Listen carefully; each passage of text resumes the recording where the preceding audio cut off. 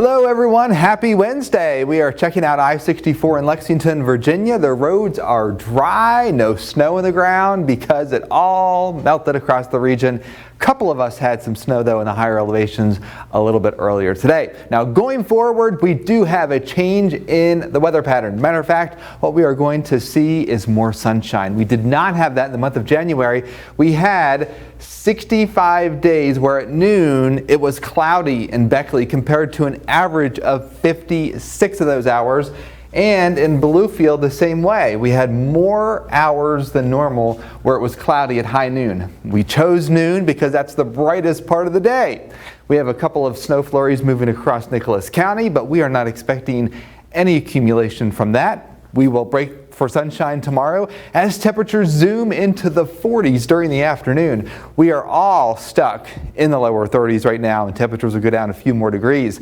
Now, here's our tour. We start locally and across the Ohio Valley. We have plenty of cloud cover. Then we take our trip to the central part of the U.S. This sprawling high pressure with lots of sunshine will be our weather pattern on Thursday.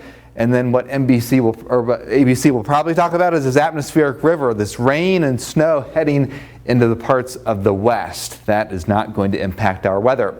So let's check out the next couple of days. See that big H on the map? That means absolutely no rain other than a couple of sprinkles once we get into Friday morning. And we are going to continue that trend all the way through the middle part of the week. The pressure will lower a little bit on Thursday night, Friday morning when that front brings a couple of sprinkles.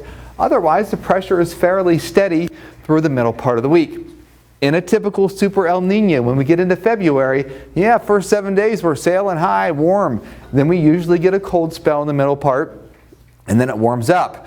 Well, the latest pattern shows that once we get into the middle of February, we have what's called an Alaska Ridge and a Greenland High that will start to prevail. And usually when these two patterns start to dominate, and again, the timing in the middle of February, we get colder weather and we get an active storm track, which means for us, that would be the next threat for snow across the region and probably one of our larger snows of the season. So no snow in the next 7 days, but something to keep in mind once we get into the middle of February. Look at that forecast. Finally, a weekend without precipitation. Yay. Yes, thank you very much, folks.